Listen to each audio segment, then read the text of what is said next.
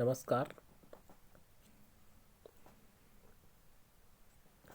नमस्कार मित्रों, मैं हूं सुमित साहू और आप जुड़े हुए हैं मेरे YouTube channel M with Sumit के साथ। आज हम सीधी व्यापम में आए हुए महत्वपूर्ण 10 प्रश्नों को स्टडी करेंगे, जो कि आपके आगामी परीक्षा महिला पर्यवेक्षक और मंडी निरीक्षक में पूछे जा सकते हैं। और इन प्रश्नों के माध्यम से आप व्यापम के प्रश्न पत्रों का लेवल भी जान सकते हैं। तो आइए शुरू करते हैं हिंदी के 10 प्रश्न जो कि पिछले एग्जाम में पूछे गए हैं। ठीक है, तो चलिए शुरुआत करते हैं। सबसे पहला प्रश्न है, निम्नलिखित में से कौन सा शब्द लक्ष्मी का पर्यायवाची नहीं है। आपको बताना है कि लक्ष्मी का पर्यायवाची कौन सा नहीं है। ए इंदिरा, बी कमला, सी पद्मा और डी अरुणा। तो यहाँ पर जो ऑप्शन नंबर डी है अरुणा, अरुणा जो है लक्ष्मी का पर्यायवाची शब्द नहीं है। ठीक है, तो यहाँ पे सही आंसर क्या रहेगा, डी। मतलब ये कि पर्यायवाची शब्दों से भी एक न एक प्रश्न बिल्कुल पूछा जा सकता है। ठीक है, चलिए अगला प्रश्न है, गाल बजाना मुहावरे का अर्थ है। बताना है कि गाल बजाना मुहावरे का क्या अर्थ है। ए एक प्रकार का बाजा, बी डींग हाँकना, सी पूजा करना, डी उपयुक्त में से कोई नहीं। तो इसका सही आंसर है ऑप्शन नंबर बी, डींग हाँकना। मतलब आपको एक प्रश्न मुहावरे से भी पूछा जा सकता है। देखिए, आप उन्हीं टॉपिक को पहले स्टडी कीजिए जहां से व्यापम अधिकतर सवाल देते हैं। ठीक है, तो एक प्रश्न आपका पर्यायवाची से आने का संभावना है, एक प्रश्न आपका गाल बजाना से मतलब मुहावरे से आ सकता है। ठीक है, प्रश्न तीसरा है, सब धान 22 पसेरी का अर्थ है। सब धान 22 पसेरी का क्या अर्थ है। ए अधिकता से सुविधा होना, बी बहुत महंगा होना, सी बहुत सस्ता होना और डी अच्छा बुरा सबको एक समझना। तो सब धान 22 पसेरी, यहाँ पर तुल्यता वाली बात की गई है, मतलब ऑप्शन नंबर डी, अच्छा बुरा सबको एक समझना। ठीक है, प्रश्न नंबर 24 है, मतलब चौथा प्रश्न यहाँ पर, बोलते समय उच्चारण की स्पष्टता के लिए किसी अक्षर पर विशेष बल देने की क्रिया को कहते हैं। मतलब जब हम लोग बोलते हैं और किसी अक्षर पर विशेष बल दे दिया जाता है तो उसे क्या कहते हैं। तो यहाँ पे विकल्प है, ए निपात, बी है संगम, सी है युग्मक और डी है बलाघात।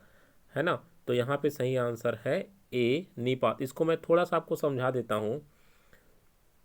जैसे कि हम कोई सेंटेंस कहते हैं, मेरे पापा कल आएंगे। मैंने क्या कहा, मेरे पापा कल आएंगे।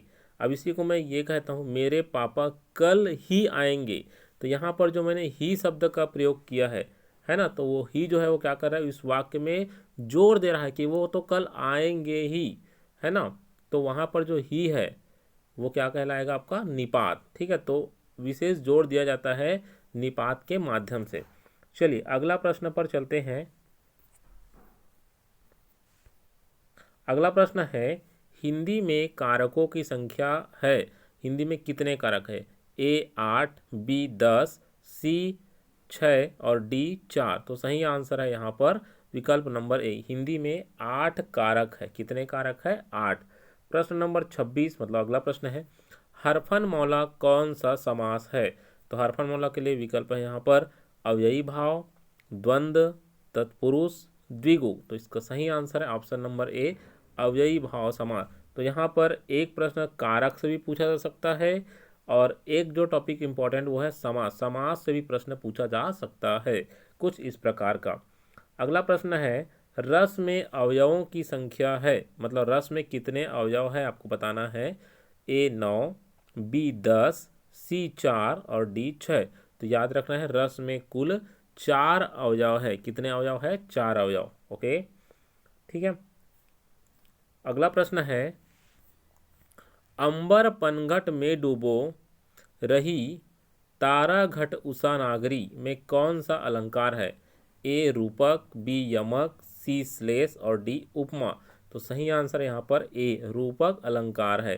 ठीक है, अगला प्रश्न है, श्री गुरु चरण सरोज रज निज मन मुकुर सुधार बरनौ रघुबर बिमल जस जो दायक फल चार। किस छंद का उदाहरण है। ए हरि गीतिका, बी गीतिका, सी चौपाई और डी दोहा। तो ये जो है ऑप्शन नंबर डी है, ये जो है आपका ऑप्शन नंबर डी सही आंसर है, दोहा, ये दोहा है। ठीक है,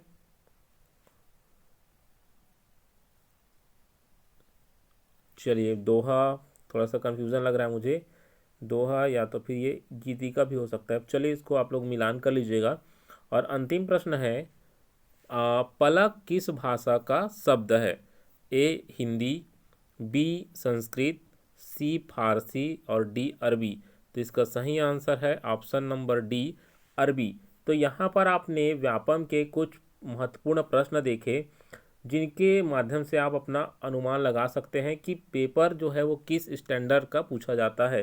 ठीक है, इसी तरह के और इम्पॉर्टेंट क्वेश्चनों के लिए और व्यापम के तमाम प्रश्न जो पिछले पेपर में आए हुए हैं उनसे जुड़े रहने के लिए या उन्हें जानने के लिए मेरे चैनल के साथ जुड़े रहिए और चैनल को सब्सक्राइब और वीडियो को शेयर ज़रूर कीजिए। मिलते हैं एक नए वीडियो में बहुत ही इम्पोर्टेंट क्वेश्चन के साथ, तब तक के लिए धन्यवाद।